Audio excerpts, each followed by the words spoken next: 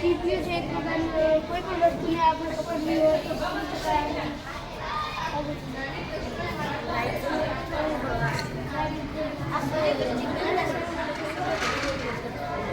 આ ચમચું છે જેમાં અલગ અલગ પ્રવાહી લઈ શકાય છે.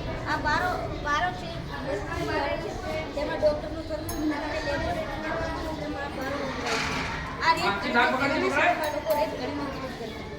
આ તારની જાળી અને આ 3x સ્ટેન્ડ છે જેમાં તારની જાળી જ્યારે વરસાદ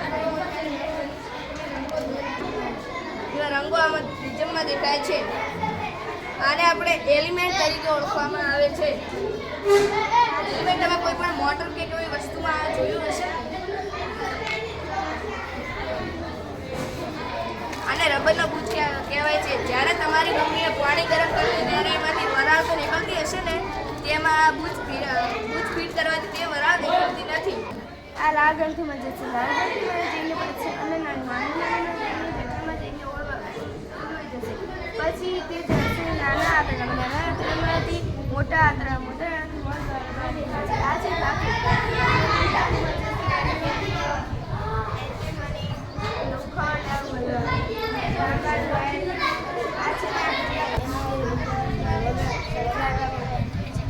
આ છે લિટમસ પત્ર.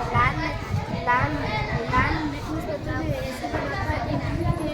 વાદળી થાય છે અને વાદળી લિટમસ પત્રને